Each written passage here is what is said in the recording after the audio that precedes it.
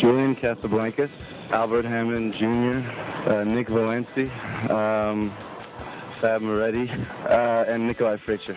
If you meet the right people, like, it was like cool people, and like if you meet the right people in any kind of crowd, there's always like good ones, and it's like, for me, it was all about finding the right people. I think that that's the way art should progress.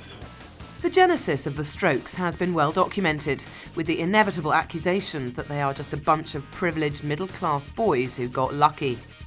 This totally ignores the amount of time and energy they devoted to perfecting their craft as teens, and it also overplays the silver spoons in their mouths theory. It is true that the 5 members of the Strokes all emerged from very comfortable, affluent families, the offspring of immigrants to New York from Europe or South America. Julian Casablancas' father, John, is the famous founder of a chain of modelling schools, and the father of Albert Hammond Jr. was a singer-songwriter in the 1970s who made his millions penning tunes for other artists. The band's so-called overnight success has been at least 5 years in the making, the result of intense working schedules and devotion to their art. Guitarist Albert Hammond Jr. and singer Julian Casablancas briefly ran into each other during a short stint at a posh Swiss finishing school, L'Institut La Rosse, in their teens. Casablancas' dad had sent his 13-year-old there to put him back on the straight and narrow, but the experience only intensified his musical ambitions. Casablancas returned to New York feeling disenchanted and broken down by the strict regime of the boarding school, which included 6 a.m. runs around the school grounds in the snow. His dad enrolled him at the slightly less exclusive Dwight High School on New York's Upper West Side, which is where he hooked up with the drummer Fabrizio Moretti and axeman Nick Valenci. One day in 1994, Moretti and Valenci were enjoying a jam session at Vinnie's studio when Casablancas stopped by to visit. He didn't join in, but just sat patiently, listened to the music, and tucked into some tacos. He was mesmerised by what he heard and resolved to focus his life on music. He had yet to pick up a musical instrument, but was convinced that his future salvation lay with rock and roll. Casablancas was raised by his mother from the age of 6 in a different household to that of his father. When his parents divorced, his father, the founder of the elite model agency, moved in with the model Stephanie Seymour, whilst his mother hooked up with the Ghanaian painter and teacher Sam Adequai. Although John Casablancas paid for the part of his son's musical tuition that a 2-year scholarship didn't cover, it was the stepfather who proved to be pivotal in shaping young Julian's outlook. The erudite, impassioned Adequai introduced Casablancas to great art, Bob Marley, and the importance of the work ethic. He spoke eloquently about art, railed against lazy, self-indulgent artists who'd lost the plot, and instilled in his stepson a respect for creativity and independence of mind. The education which Casablancas should have received at school was obtained through his fiercely intelligent, compassionate, and enlightened stepfather. Valenci, Casablancas and Moretti bonded through shared enthusiasm for music and quickly became good friends during their high school years in the mid-1990s.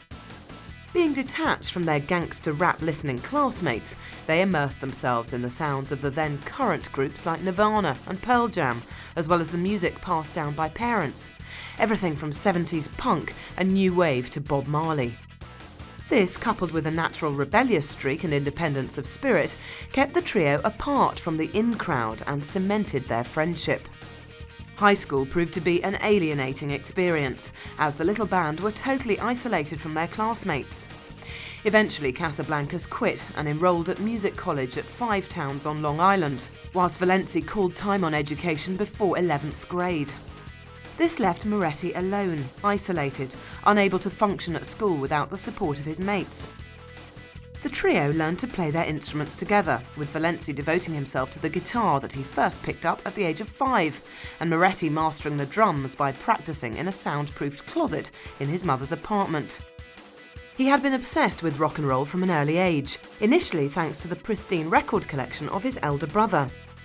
He majored in sculpture at college, but his love for the art couldn't come anywhere near his abiding passion for music, which was more like a life support system than an interest or hobby. Moretti was brought by his parents to New York from his native Brazil as a 3-year-old. His mother and father were ambitious and didn't want him to be left to rot in the city's crumbling state school system. So they worked hard to send him through the prestigious Dwight private school, whose past alumni included novelist Truman Capote and artist Roy Lichtenstein.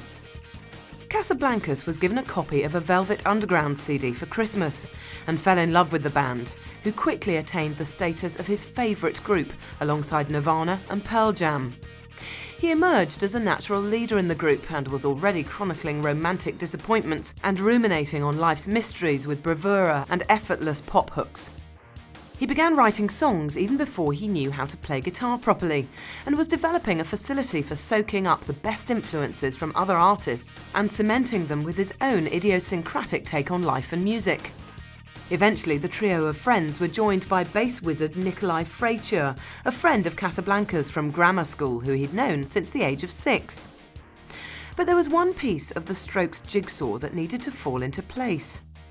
Guitar hero Albert Hammond Jr. had been living in LA with his father, Albert Hammond Sr., who was responsible for composing such hits as Leo Sayers' When I Need You, Starship's Nothing's Gonna Stop Us Now, and To All the Girls I've Loved Before.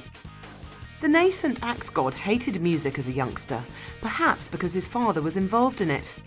He would spend hours grumpily sitting around his father's studio waiting for him to finish recording, and never paid any attention to what was going on around him. However, salvation arrived in the form of Buddy Holly. From the age of 12 till 14, he developed a fascination for his songs and played them on guitar constantly in his bedroom. At this stage, Hammond Jr. harboured no desire to play to anyone outside his room, let alone the world at large. When he moved to New York in 1998, Hammond Jr. was up and running with his guitar and was devouring the likes of Jonathan Richman and the Modern Lovers, The Cars and Tom Petty. By sheer coincidence, his apartment was situated directly opposite Casablancas' place of employment, a bar.